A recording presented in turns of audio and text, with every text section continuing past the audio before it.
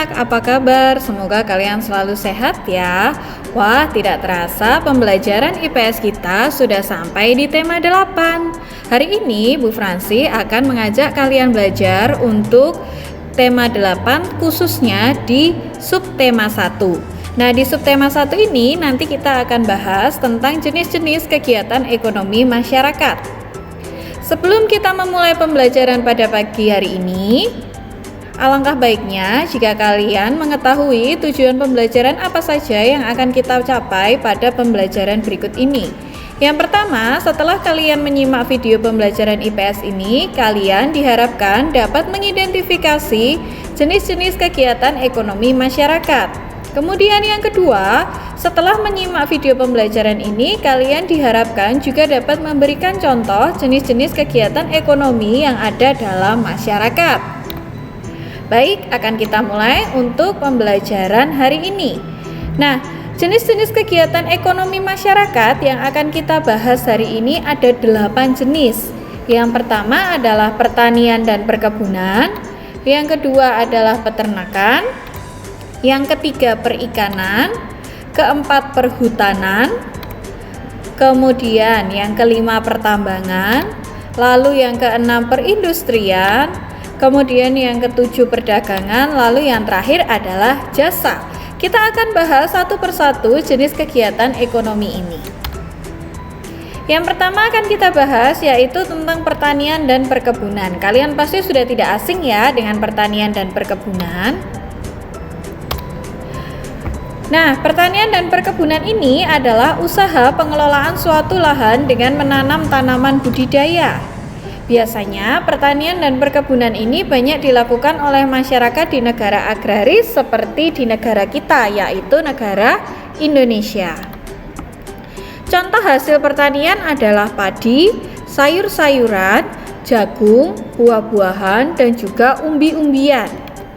Lalu untuk hasil perkebunan contohnya adalah teh, kemudian kopi, karet, dan lain-lain. Kemudian kita akan pelajari tentang peternakan. Usaha pembudidayaan hewan yang dimanfaatkan secara langsung untuk konsumsi atau diolah menjadi bahan baku. Jadi, untuk peternakan ini adalah usaha untuk pembudidayaan hewan ini dimanfaatkan secara langsung. Untuk apa? Untuk kita konsumsi dan kita olah menjadi bahan baku. Misalnya, bebek dipelihara untuk dimanfaatkan daging atau telurnya. Kemudian ayam dipelihara untuk dapat dimanfaatkan daging, telur, bulu, dan juga kotorannya. Kalian pasti sering kan ya mengkonsumsi bebek ataupun ayam. Nah, itu bebek ataupun ayam itu adalah contoh dari hewan peternakan. Kemudian yang ketiga, kita akan membahas tentang perikanan. Ada yang sudah pernah makan ikan? Pasti sudah ya. Nah, perikanan adalah usaha penangkapan dan pembudidayaan berbagai jenis hewan perairan. Usaha perikanan ini dapat dilakukan di darat dan juga di laut. Loh, perikanan kok di darat? Oke, mari kita bahas ya. Pengelompokan usaha perikanan. Yang pertama akan kita bahas tentang perikanan darat. Bagaimana ini perikanan darat? Ikan kok ada di darat? Mari kita bahas bersama. Jadi, yang dimaksud dengan perikanan darat adalah usaha pemeliharaan dan penangkapan ikan di perairan darat. Contoh perairan darat ini ada perairan air tawar. Biasanya perairan air tawar ini contoh ikannya adalah ikan nila, ikan gurami, dan juga ikan lele. Kemudian contoh perikanan darat yang kedua adalah perikanan air payau. Contohnya adalah udang dan cumi-cumi. Pasti kalian juga sering mengkonsumsi ikan-ikan ini ya. Kemudian pengelompokan yang kedua adalah perikanan laut. Perikanan laut adalah usaha menangkap ikan di laut yang dilakukan di perairan pantai atau di tengah laut. Jadi tampak bedanya ya. Kalau perikanan darat tadi perairan yang ada di darat, tadi dibedakan jadi air tawar dan air payau. Nah, kalau yang namanya perikanan laut, ini berarti menangkapnya di pantai atau di tengah laut. Contohnya adalah ikan kerapu, ikan tuna, ikan cakalang ya. Baik, untuk yang keempat kita akan bahas tentang perhutanan. Perhutanan adalah usaha pengelolaan sumber daya hutan untuk memenuhi kebutuhan manusia. Sumber daya alam yang dimanfaatkan, contohnya adalah ada kayu jati, kemudian ada damar, dan juga rotan. Biasanya sumber daya hutan ini atau kayu-kayu yang sudah Bu Fransi sebutkan tadi diolah menjadi bahan baku mebel atau bahan untuk membangun rumah.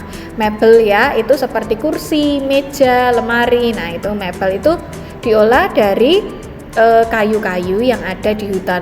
Loh Bu, tapi kan kita sering mendengar tidak boleh menebang hutan secara sembarangan. Nah, untuk pengolahan sumber daya hutan ini tidak dilakukan secara sembarangan.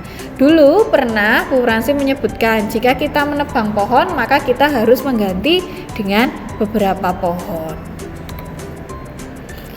Lalu yang kelima, ada jenis kegiatan ekonomi berupa pertambangan. Nah, yang berupa pertambangan ini adalah usaha menggali dan mengelola sumber daya dari dalam bumi. Di sini sudah Bu Fransi langsung tampilkan ada 3 macam hasil pertambangan. Kita lihat dulu kolom yang pertama, yaitu kolom tentang mineral logam, yaitu barang tambang yang berbentuk biji yang biasanya dapat menghantarkan panas dan juga arus listrik. Contoh mineral logam itu adalah emas, perak, aluminium, dan juga timah. Biasanya ini dimanfaatkan sebagai peralatan rumah tangga, alat elektronik, dan juga perhiasan. Ini termasuk mineral logam. Kemudian hasil tambang yang kedua yaitu mineral non-logam. Barang tambang yang biasanya tidak dapat menghantarkan panas dan listrik. Contohnya adalah batu kapur, belerang, dan juga pasir. Ini dimanfaatkan sebagai bahan bangunan. Kemudian hasil tambang yang ketiga yaitu berupa sumber energi. Sumber energi ini adalah hasil pertambangan yang dapat menghasilkan energi dan bermanfaat bagi kehidupan manusia. Kalian masih ingat bukan? Contohnya yaitu minyak bumi. Biasanya dimanfaatkan sebagai bahan bakar kendaraan. Lanjut, kita akan bahas yaitu kegiatan ekonomi yang keenam adalah perindustrian. Perindustrian adalah usaha mengelola bahan mentah menjadi barang setengah jadi atau bahan jadi. Nah, ini dapat dilakukan secara sederhana di rumah atau secara besar di pabrik. Jadi dibedakan menjadi 2 tempat ya. Biasanya kalau yang ada di rumah itu industri kecil. Tapi kalau yang ada di pabrik itu sudah termasuk perindustrian yang besar. Contoh hasil industri adalah ada makanan, pakaian, ataupun juga kendaraan. Sebenarnya masih banyak contoh yang lain, tapi yang di sini yang Bu Fransi contohkan hanya 3 saja ya. Kemudian lanjut ke 7, yaitu perdagangan. Nah, di perdagangan ini adalah usaha membeli barang dari orang lain atau kita sebut produsen untuk dijual kembali ke orang lain atau kita ini disebutnya adalah konsumen. Biasanya perdagangan ini dilakukan di pasar tradisional, pasar modern, toko, warung, kaki lima, atau yang kini sering dilakukan adalah secara daring atau online shop ya. Ini yang sekarang sedang marak dilakukan itu adalah perdagangan melalui online shop. Tetapi hati-hati jika kalian melakukan pembelian secara online, kalian harus berhati-hati supaya tidak terkena penipuan karena banyak sekali ya sekarang tindak kejahatan. Nah, perdagangan ini secara online juga tidak jauh berbeda dengan perdagangan langsung yang dilakukan di pasar tradisional ataupun pasar modern. Tetap ada produsen, kemudian ada juga konsumennya. Lanjut, kita ke kegiatan ekonomi yang terakhir yaitu kegiatan jasa. Kegiatan jasa ini berupa usaha pemberian layanan kepada orang lain. Biasanya pemberian jasa ini tidak ada wujudnya, tetapi dapat dirasakan manfaatnya oleh orang yang menggunakan jasa tersebut. Berbeda dengan pekerjaan yang menghasilkan barang. Itu nampak barang yang dihasilkan itu apa? Contohnya seperti petani, ya mereka menghasilkan barang berupa padi atau berupa sayur-sayuran. Nah, di sini Bu Fransi ambil 3 contoh untuk jenis jasa. Yang pertama adalah jasa kesehatan. Ini contoh pekerjaannya adalah dokter, perawat, dan juga bidan. Lalu untuk jasa keamanan itu ada satpam, kemudian di jasa pendidikan ada guru, dosen, dan juga pengajar les. Nah, pekerjaan-pekerjaan ini, dokter, perawat, satpam, guru, ini tidak ada wujudnya, tetapi manfaatnya bisa dirasakan oleh orang lain yang menggunakan jasa tersebut. Contohnya adalah dokter. Dokter tidak ada wujudnya jasanya, tetapi jasanya ini dirasakan oleh orang lain. Oh, setelah berobat ke dokter A, aku kemudian sembuh dari sakitku. Begitu ya. Baik, itu materi yang bisa Bu Fransi sampaikan di IPS tema 8 subtema 1.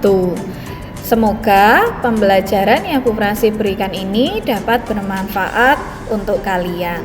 Tetap semangat dan tetap sehat ya. Tuhan Yesus memberkati.